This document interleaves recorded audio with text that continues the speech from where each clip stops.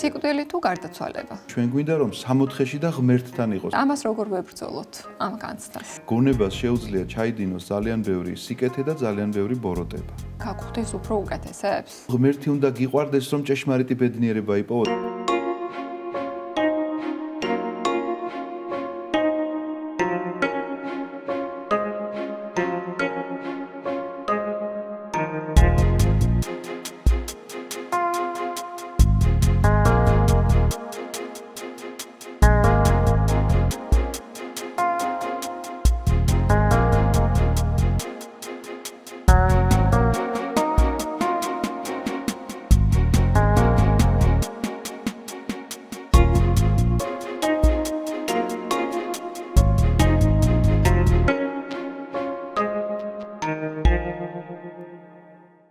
გამარჯობა, ეთერშია გადაცემა 3 წიდან იწყება. მე მისი წამყვანი მარიამ გაბედავა ვარ. დღევანდელ გადაცემაში მამა კახაბერ გოგოტიშვილთან ერთად ჩვენ ვისაუბრებთ გარდაცვალების შესახებ. მოგესალმებით მამა კახაბერ. მოგესალმებით თქვენ და ჩვენს ძვირფას მაყურებელს. პირდაპირ ესე კითხავთ არ მოვერდები. სიკვდილი თუ გარდაცვალება? გარდაცვალება, რა თქმა უნდა, იმიტომ რომ ეს ის სიტყვა, რომელიც ზუსტად გამოხატავს, ესე იგი, ამ მდგომარეობას, რაც ხდება. სიკვდილი თითქოს რაღაცა გაქრობასთან უფრო ასოცირდება და გარდაცვალება ფორმის შეცვლასთან მოგეხსენებათ. რადგანაც ადამიანს არ შეუძლია რომ გაქრეს, მას უკვდავი სული აქვს. შესაბამისად ჩვენ ვამბობთ რომ გარდაცვალება ეს და ამ გარდაცვალების ესე იგი გამოხატულება ქართულ ენამ ესეთი სიზუსტით განსაზღვრა. ძალიან დიდი რამ არის მინდა გითხრათ ეს ამ სიტყვის მნიშვნელობის გარდა თვითონ გარდაცვალება რომელსაც ყოველთვის გაურბის ადამიანი. სულ შიში აქვს, აი ხშირად უთქვამთ მოძღვრებს რომ იფიქრეთ გარდაცვალებაზე. მაგრამ არ გინდა მოკვდავ ადამიანს ამ სამყაროში რომ იფიქრო გარდაცვალებაზე. რატომ უნდა ვიფიქროთ? რას მოგცემს ეს? ჯერ ერთი იმიტომ უნდა ვიფიქროთ რომ ამ ქვეყნად დარჩენილი ვინმე გინახავთ, ხომ აუცილებლად ყველა გარდავიცვლებით. შესაბამისად ეს ლოგიკა უნდა მკარნახობდეს რომ მე ამისთვის უნდა მოვემზადო.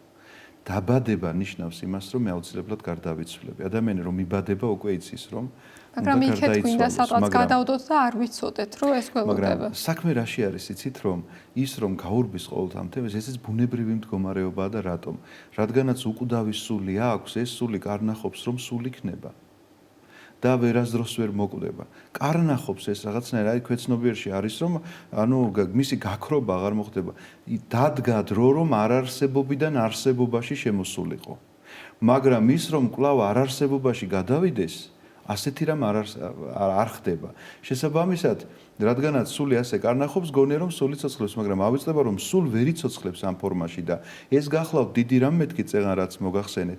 რატომ დიდი? იმიტომ რომ ეს გახლავთ ღვთის ჯილდო შეიძლება ასე ითქვას, თუმცა კი ეპიდემია ამავდროულად, იმიტომ რომ შეცოდების გამო ხდება ეს გარდაცვალება და არა იმიტომ რომ თქვათ, მაგრამ ჯილდო არის იმდენად რომ ეხლა წარმოედგინეთ ასეთი სასჯელი რომ განეჩინა ღმერთს რომ ცოდვით დაცემის შემდგომ ადამიანისთვის ეთქვა რომ შენ იცოცხლებს სულ ამ ფორმაში და ადამიანი რო ყოფილიყო სულ ასე ესე იგი იბადება მე ბერდება და არის და ტკივილი რაღაცნაირად ესა ავადმყოფობა რაღაცა უბედურება შიმშილი რაც შეიძლება დაატყდეს თავს ამის ყველაფერს თავის თავზე იწვნევდეს და არასდროს არ მთავრდებოდეს ეს არასდროს არ მთავრდებოდეს ის რომ ცოდვებისადმი ვარ მიდრეკილი და ჩავდივარ რაღაცა ცოდვებს და სულ ცოდვაში უნდა მეცხოვრა გარდაცვალება იმასაც ნიშნავს რომ ცოდვას ვეღარ ჩავიდე ვეღარც მადლს სხვათა შორის აქედან გამომდინარე, უნდა ემზადებოდეს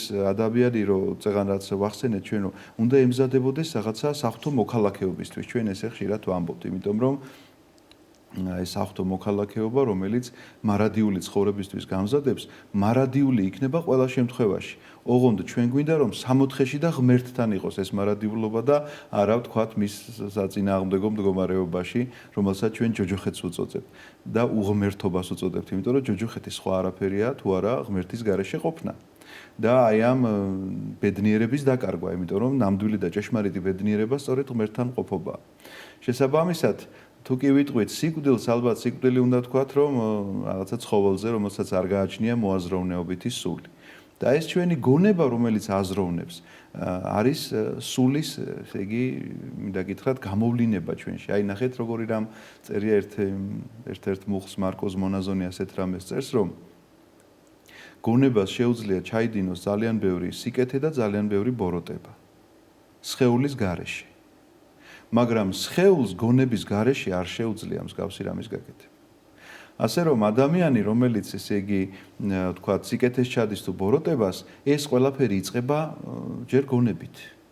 იმიტომ რომ გონებით ხდება ჯერ თანხმობა რაღაცა, თუნდაც სიკეთეს გაკეთებაზე და თუნდაც ბოროტების გაკეთებაზე. იმიტომ რომ ჩვენ ხო დროში ვცხოვრობ და დროში აღესრულება ეს ყველაფერი. ჯერ გონებაში მოაზრება ხდება და ამის შემდგომ უკვე სხეულით აღვასრულებთ ამ ყველაფერს, ხო?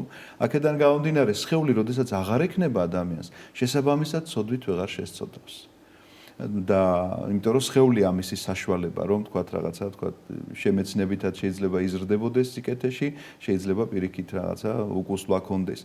და სხეული რადგანაც ამისი საშუალება, ამ საშუალებას უნდა იყენებდეს, სწორედ გარდაცვალება გვახსოვდეს, ეს იმას ნიშნავს, რომ ყოველ წამს მე დროს არ უნდა ვკარგავდე, ვიყენებდე ჩემს სხეულს რაღაცა უკეთესობისკენ, რომ წარემატებოდეს. თქვათ, იქ მეცადინეობ, ვკითხულობ, რაღაცა სულიერად ვიზრდები, ვლოცულობ თუ ვიღწვი რაღაცით. ეს ყველაფერი გახლავთ მისწრაფება იმისკენ, რომ მე ვემზადები ამ გარდაცვალებისკენ და არა ის, რომ გარდაცვალებაში მზადება ვიღაცამ არანაირად არ იფიქროს, რომ ახლა რაღაც მივდივარ და საფლავის ზომებს ვიღებ და იმას ქვია, ქვას და ბიუსტს ვამზადებინებ ახლა ჩემი გამოსახულებით. გარდაცვალებაში მზადება გახლავთ ის სულიერი მზაობა, რომელსაც ადამიანი გამუდმებულად უნდა აკონტროლებდეს, რომ რაღაცნაირად აი შეცოდებაში არ მოკვდეს. და ეს არის ერთგვარი შიშიც თქვათ იმის, რომ არ მოხვდეთ ადამიანები ჯოჯოხეთში და გაგხვდეს უფრო უკეთესებს გარდაცვალებაზე ფიქრი. იცით როგორ არის, რომ რაღაცა შეშინება იმით, რომ ჯოჯოხეთში მოხვდები, არ გახლავთ კარგი წამალი, მინდა გითხრათ, იმიტომ რომ შიში არის შეიძლება ითქვას რაღაცა ესეთი მომენტალური ეფექტი ადამიანზე, რომელიც მალე გადაივლის. რაღაცით შეშინება, ახლა ბნელ ოთახში რო ვერ შედიოდა ადამიანი და მე სიბნელეს რო თვალს მიაჩვევს, აღმოაჩენს, რომ საერთოდ არ ყოფილა საშიში ეს ოთახი. დაახლოებით ესეთი ამბავი შეიძლება დაემართოს, რომ შეაშინო შეიძლება ჯოჯოხეთით და ეხლა ამ წუთში შეეშინა, მაგრამ 5 წუთში დაავიწყდა, იმიტომ რომ რაღაცა ამ ქვეყნიურად კბობამ კვლავ გაიტაცა და სულ ამოუვარდა თავიდან ის, რომ თურმე ჯოჯოხეთში საშინელება შეიძლება ხდებოდეს. აქედან გამომდინარე, ჩვენ ასე არ მოძღვრავთ ადამიანებს, რომ ჯოჯოხეთის შიშის გამო არ ჩვენ ვეუბნებით პირიქით სხვა რამეს, რომ ღმერთი უნდა გიყვარდეს, რომ ჭეშმარიტი ბედნიერება იპოვო და ეს ღმერთი აქვე უნდა აპოვნინო.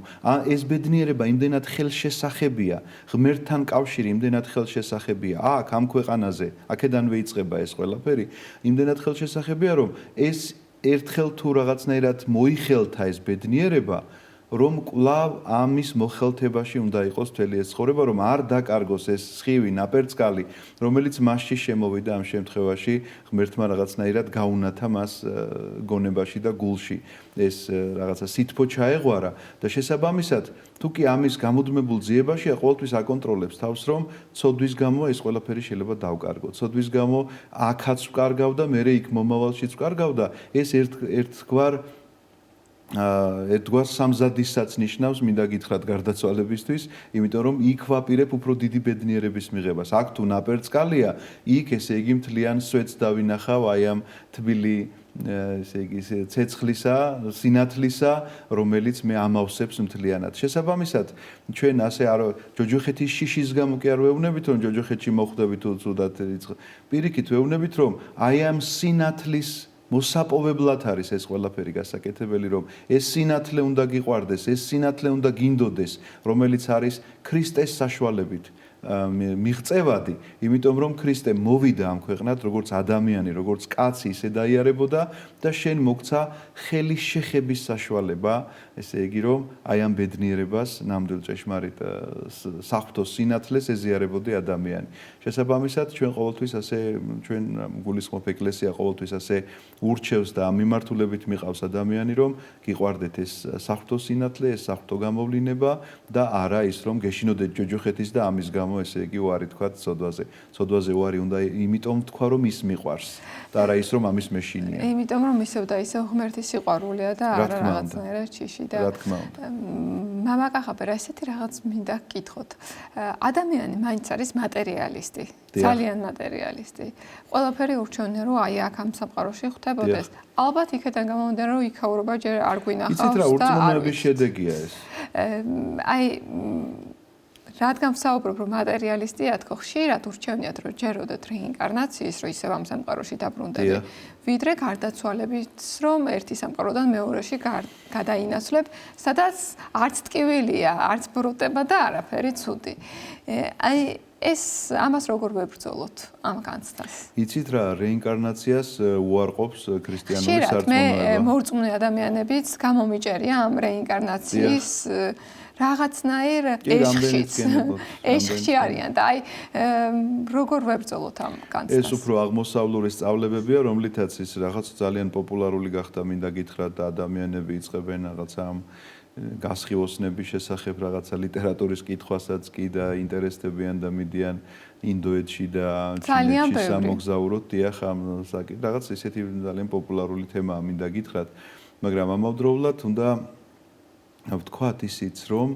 აი რასაც ეძახიან ესენი ბუდას ესე იგი თავიანთ ღმერთს უწოდებენ რომელიც არის ნირვანაში რას ნიშნავს ეს ნირვანა ანუ გათიშული მდგომარეობა არის ბედნიერება როდესაც არაფერზე არ ფიქრობ და რო ცოტა გავგებარია ეს ჩემთვის და რაც შეეხება ეს ცოტა სხვაგან წაგვიყვანს ეს თემა ახლა ვერ გავშლით ამას მაგრამ შეეხება რეინკარნაციას ესე იგი ეწინააღმდეგება აბსოლუტურად ქრისტიანულ სწავლებას იმიტომ რომ მე რომელიც ვარ პიროვნება ესე იგი ჩემი სული და ხორცი ახლა ამ შემთხვევაში ვთქვათ აი აგერ არის წარმოუდგენელი და გარდაცვალების შემდგომ თუ დავბრუნდები და ახლა სხვა გავხდები ესე იგი რამდენი გაურება და გასამება და გაათება დამჭირდება რომ რამდენი პიროვნება გავხდი ვისში დავიბად თუ პიროვნება იგივე ვრჩები და ვთქვათ იქ საერთოდ აღმოსავლური იმაში რომ შეიძლება ცხოველად დაიბადოს ადამიანი და პეპლად და ასე შემდეგ დიახ რაღაცა ეს ამ წრეს გადის გამუდმებით სანამ ამ წრიდან არ გამოაღწევს და ამ წრიდან გამოღწევის საშუალება გახლავთ სწორედ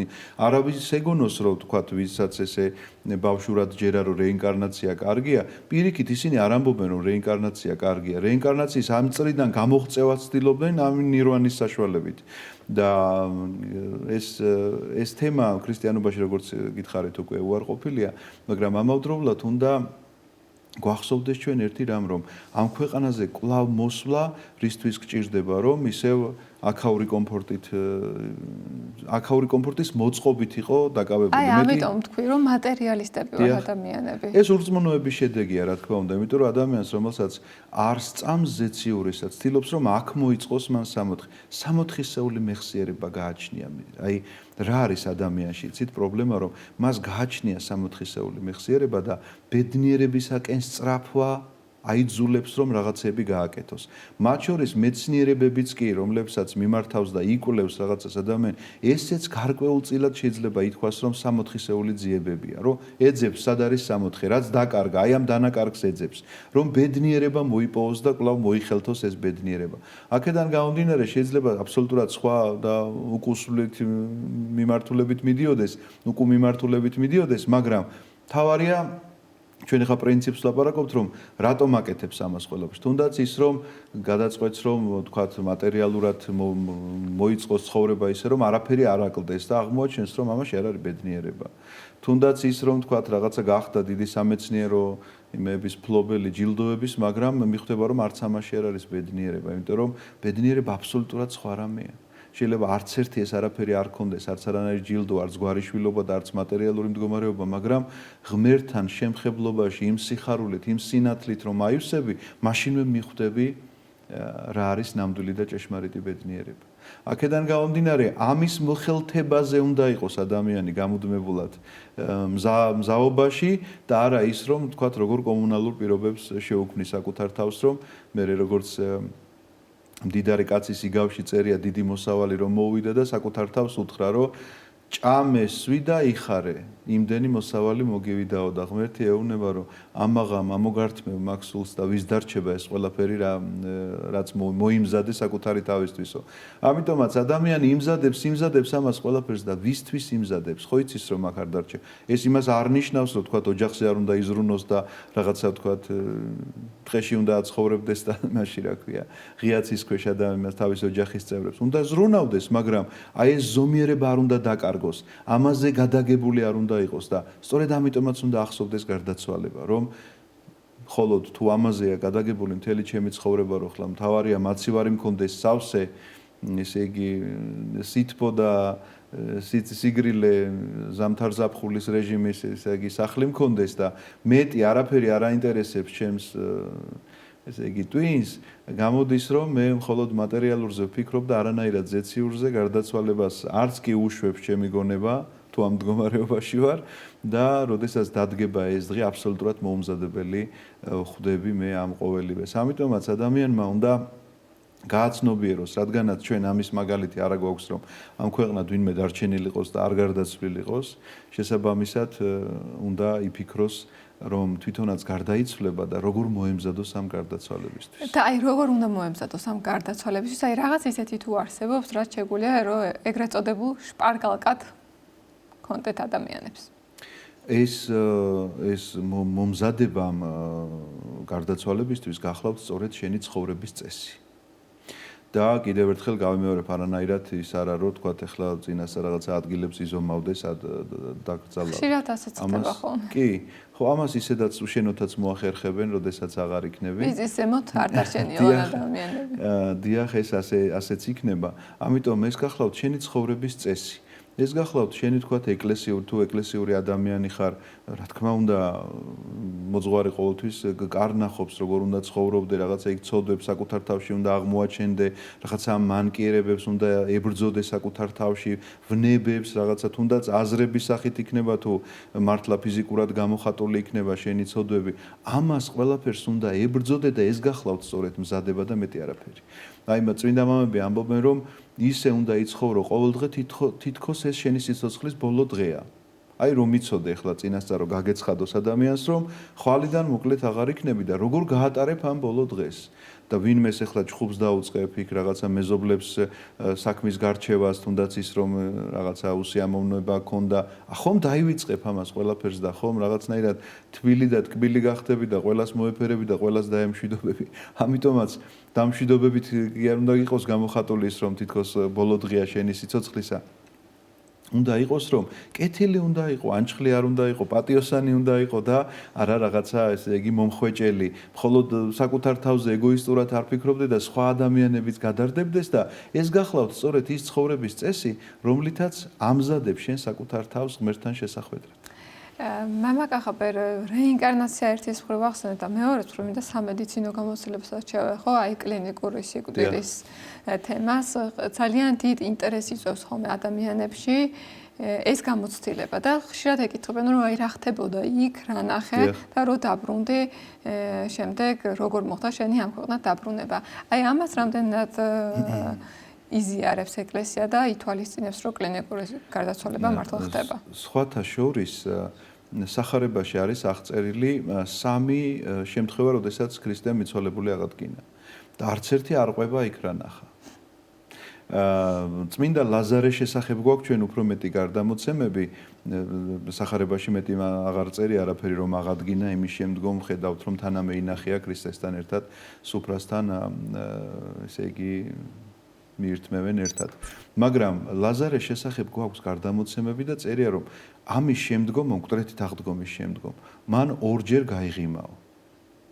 ესე იგი არ ეღიმებოდაო, ისეთი რამ მქონდა, ჯოჯოხეთი ქონდა ნანახი, იმიტომ რომ 64-ის კარი ჯერ დაკეტილი იყო და ბუნებრივია რომ გარდაიცვალა მისი სული ჯოჯოხეთში აღმოჩნდა და რომ დააბრუნეს მისი სული მის სხეულში. ეთყობა იმ საშინელების გამო გაღიმება არ სურდა. ვერ იღიმებოდა, უბრალოდ არ სურდა. ორჯერ გაიღიმაო. ერთიო, როდესაც უთხრესო რომ ქრისტე აღდგა მკვდრეთითო, პირველი ღიმილი მაშინ იყო მის სახეზეო და მეორე ღიმილი იყო ერთხელო დაინახაო ბაზარშიო, კაცმა მოიპარა თიხის ქოთანიო. და გაეღიმაო, შეხედეთ, თიხა მოიპარაო. ამიტომაც სხვა მეტი აღწერილობა ვთქვათ, როგორ იხილეს, კი შეიძლება რაღაცა ნახოთ რომელიმე წმინდანის თუნდაც საზვერებს, როგორ აღწერენ ვთქვათ, წმინდა მამებს შეიძლება კონდეთ მსგავსი გარდამოცემები, მაგრამ ჩვენ ახლა ზუსტად რომ შეგვეძლოს ამისი თქმა, რა ელოდება ადამიანს ან სამოთხეში, ან ჯოჯოხეთში, ჩვენ შეიძლება მიახლოებითად ეს გადმოვცეთ, იმიტომ რომ პავლე მოციქული ასე ამბობს სამოთხის შესახებ. რაც არ სმენია ადამიანის ყურს, რაც არ უნახავს ადამიანის თვალს. ანუ არ წარმოუდგენია ჩვენს გონებას ეს. ვერაფრით ვერ დაიტევს ამას ჩვენი ახლა დაცემულ მდგომარეობაში მყოფი გონება, რას გიმზადებთ თქვენ ღმერთი. აი ასეთ სიტყვებს ამბობს პავლე მოციქული და რაც შეეხება ჯოჯოხეთს, იქაც იგივე თითქოს ახლა გამოხატავენ ხოლმე ათუხთუხებულ ქვაბებს, ეს გახლავთ რა თქმა უნდა პირობითად, სხვანაირად როგორ შეიძლება თქვა დახატულიყო კედელზე, თუ არა რაღაცა მსგავსი შემაძრწუნებელი სცენა, თქვა ალბათ სხვა რა უნდა მოეფიქრებინა ადამიანს. მაგრამ ეს არ გახლავთ ის ნივთიერი ცეცხლი, იმიტომ რომ ნივთიერი ცეცხლით ერთხელ დაიწვება ადამიანი მორჩება, მაგრამ აი როგორ შეიძლება სული იწვოდეს. ამიტომ ფსალმონში აღწერილ სიტყვებს გაგახსენებთ ჯოჯოხეთთან მიმართებაში, ახთუხთე ზეცად იქ ხარ, შთათუხთე ჯოჯოხეთად ახლოსვე ხარ. რას ნიშნავს ახლოსვე ხარ? იცით, აი მაგალითად, წყურვილით რომ იტანჯებოდეს ადამიანი და წყალი ახლოს რომ მქონდეს, მაგრამ ვერ სვამდეს. აი ეს მდგომარეობაა დაახლოებით რომ წარმოვიდგინოთ ჯოჯოხეთი და არა ნივთიერი ცეცხლი, რომელიც შეიძლება ქვაბს ჰქონდეს შენთებული ქვემოდან. ამიტომაც ჩვენ როდესაც ვლაპარაკობთ, ვთქვათ, იგივე კლინიკურ სიკვდილის დროს იქედან მობრუნებულ ადამიანზე, შეიძლება სხვადასხვა ისტორია მოისმინოთ, ვიღაცა ყვება როგორ გაიარა ბნელ გვირაბში და ვიღაცა და მე სინათლე გამოჩნდა. ეს შეიძლება იყოს რაღაცა მისი გონების შოკიდან გამომდინარე ამბავი, იმიტომ რომ გარდაცვალება ჩვენთვის უცხო რამ არის და ამ დროს ძალიან შეშინებულია ადამიანი, იმიტომ რომ აი რაღაც პირველ გამოცდაზე რომ გადიხარ ხომ ძალიან გეშინია და ეს არის ეს გამოცდა. დიახ და ამიტომ შეიძლება მის გონებაში რაღაცა ამ შოკისგან გამოწვეული რაღაცა მოვლენებს რეალურად ვეღარ აფასებდეს, ვეღარ ყვებოდეს. ჩვენ არ გვაქვს ამისი გამოცდილება, რომ რაღაცნაირად მამა კახაბერ ღმერთისთვის ყველაფერი დასაშვებია. რატო არ მოგვაწოდა ამის შესახებ უფრო დიდი ინფორმაცია, რომ ადამიანს უფრო მონდომებოდა, ვთქვათ, სამოთხეში მოხვედრა და ჯოჯოხეთზეც რომ უფრო მეტი ინფორმაცია ექნებოდა, უფრო შეშინებოდა იქ მოხვედრა. გულისხმობთ იმას, რომ თქვათ, ეხლა ჩვენ ვხედავდეთ სამოთხეს და ჯოჯოხეთს ერთს და მეორეს? ან თუნდაც რომ მოვლინებოდა ამ ქვეყანას ისეთი ადამიანები, ვინც აქედან დაბრუნდა და ამას მოგუყვებოდა.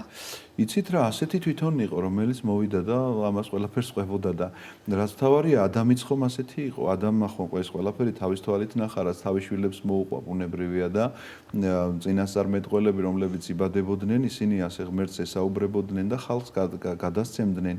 თანამედროვეობაში რატო არ გვაქვს ეს მაგალითი? თანამედროვეობაში ძალიან დავშორდით ჩვენ ამ ყველაფერს, თორე მაშინ რატომ არ იწერებოდა ბიბლია ძალიან გვიან დაიწერა. რატომ? იმიტომ რომ იქამდე პირდაპირი კონტაქტი იყო ღმერთთან. და როგორც კი ადამიანი ისე დაშორდა ამ ყველაფერს ამ სამყაროს, ჩვენ არ გეგონოთ რომ რაღაცა პროგრესივი კაცობრიობა, თქვათ, რაღაცა რაც წლები გადის და საუკუნეები გადის, არ გეგონოთ რომ პროგრესია რაღაცა ღმერთთან ურთიერთობას ჩვენ უკეთესად ვამყაროთ. პირიქით, რეგრესია, შორდება და შორდება კაცობრიობა ამ ყოველივეს, ამიტომაც ბიბლია რატო დაიწერა გვიან უკვე მოგახსენეთ, იქამდე თუ პირდაპირი კონტაქტი იყო, ეხლა საჭირო გახდა ის რომ ამ პირდაპირ კონტაქტს ვეღარ შედიოდნენ ადამიანები, ძალიან ეშინოდათ. ნახეთ, როდესაც მოსეს სინაის მთაზე გამოცხადება, მთელ ებრაელ ერს ებრძანა რომ სინაის მთაზე ამოდიდო. ვერც ერთი ვერ ავიდა. მოსეს გარდა ვერც ერთი ვერ ძალიან სთხოვეს, ისე შეეშინდათ, იმიტომ რომ ღმერთის გამოცხადებაზეა ლაპარაკი, ხო? ზუსტად იციან, სადაც მიდიან. და ისე ეშინიათ, ეუნებიან მოსეს, შენ წადი და ყველაფერს დაგიჯერებთო. თუმცა კი მოსე როგორც კი წავიდა, ამათმა კერპის ჩამოსხმა დაიწყეს დაბლა, რომ შეაგვიან და მოკვდა ალბათ მოსეო. აი ესეთია მისი მეხსიერება. იმ წამსვერო რაღაცნაირად გადაერთვება, იმიტომ რომ აქ რაღაცა საკითხები აქვს მოსაგვარებელი და გონია რომ თვითონ არის ბატონ პატრონი ამ ყოველივესი და ამიტომ ეხლა მოსე ალბათ მოკვდა, რახან შეაგვიან და 40 დღე მოსე მოგეხსენებათ აი ამ მთაზე იყო, აქ უკვე დაბლა ღრეობა გამართეს ამათმა და ცეკვა თამაში, ესე იგი თავიანთი ამ კერპის ირგვლივ. და ასეთი რადგან არის ადამიანის მოწყობა, ჯერ კიდევ მოსეს დროს ვლაპარაკობ. ეხლა წარმოიდგინეთ თქვენ, როგორ შეიძლება მეტი უთხრათ ადამიანებს იმაზე მეტი, ვიდრე თქვა წინასწარმეტყველება გააცხადეს, ან თვითონ ქრისტემ მოგვიყვა სათავსუფევლისა და მის გარეშე მყოფების შესახებ, მაგრამ მიუხედავად ამისა ადამიანებზე ეს მაინც არ მუშაობს. სასწაულების გამო, ესე იგი, ხშირად გონიათ ადამიანებს, რომ აი ღმერთმა დიდი სასწაულები რომ მოახდინოს, ბევრი მოექცევა. სინამდვილეში საერთოდ არ არის ესე. გახსოვთ მართალი ლაზარესა და მდიდარი კაცის ამბავი, რომ ეუბნება, რომ თუ მოსესი და წინასწარმეტყველების არ ჯერათო, შენ რომ მკვდრეთით აღადგინო, არც ენსას არ დაიჯერებენო. ამიტომაც ნამდვილად ასეა, სასწაულით კი არ ხდება ადამიანის მოქცევა. ეს არის მისი შინაგანი მდგომარეობა. ამ სარწმუნოებისა რწმენა მოსმენისაგან, ესე ამბობს პავლე მოციქული და მოსმენა სიტყვისაგან, ანუ ამ შემთხვევაში სახარებიდან, რაცაც ჩვენ ქრისტე გვესაუბრება. აქედან გამომდინარე, ეს სრულიად საკმარისია იმისთვის, რომ ამას ყველაფერს მიაღწიოს ადამიანმა, თქვათ, სამოთხისეულ მდგომარეობას მიაღწიოს არა თავის დამსახურებით, არამედ ამ რწმენიდან გამომდინარე მივიდეს ქრისტემდე და ქრისტემ მას ცხონების საშუალება მისცეს. ან პირიქით მიუხედავად იმისა, რომ მოისმინა, არ გაიგონა, მიუხედავად იმისა, რომ ბგერები მოვიდნენ მასთან, გულამდე არ მიიტანა მან ეს ყველაფერი, არ გაიაზრა, ან ზიზარმაცის გამო მე ეს ყველაფერი რაღაცნაირად გადადო, თქვა რომ მოიცა ეხლა მირჩევნია, აქ ვიყო კარგად. ასე რომ არჩევანს ყველა შემთხვევაში თვითონ აკეთებს ადამიანი. და ღმერთი არ აკლებს მას არც სასწაულს და არც ესე იგი რაღაცა წყალობას, იმიტომ რომ სულ ცოტა უნდა დაფიქრდეს ადამიანი ყოველდღიურ მის ცხოვრებაზე. ზე რომ ამოდის, როგორ ამოდის, ამაზეც უნდა იფიქროს ნამდვილად. მკვდარ თესლს რო ჩათესავ მიწაში და ცოცხალი ღერო ამოდის, უნდა დაფიქრდე რომ რანაირად და როგორ ვინ ანიჭებს მას ამ სიცოცხლეს. მე მახსენდება მაკაბელთა წიგნში წერია დედა, რომელსაც 7 შვილი ყავს და საწამებლად გაყავთ სათითაო, რა სიტყვებით მიმართავს, რომ როგორ გამოისახეთ ჩემს წიაღში მე არ ვიციო. დედა ეუბნება, იმიტომ რომ მე კი გშობეთო თქვენო და გატარებდითო იმაში, მაგრამ სიცოცხლის სული ვინ შთაგბერათო და ეს სიცოცხლის სული ვინ შთაგბერათ, მას ეკუთვნით, მე კი არ მეკუთვნითო.